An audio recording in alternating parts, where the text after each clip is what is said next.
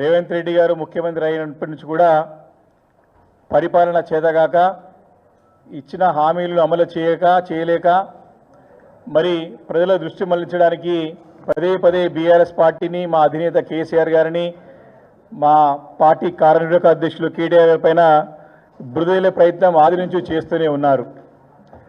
మరి వారు పదే పదే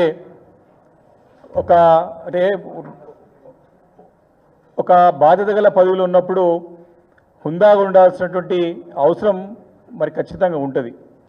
కానీ వారు ఒక కీలకమైన పదవిలో ఉండి ఒక బాధ్యత గల పదవిలో ఉండి ఒక మనిషి ఒక నాశనం కోరుకుంటా ఉన్నాడు.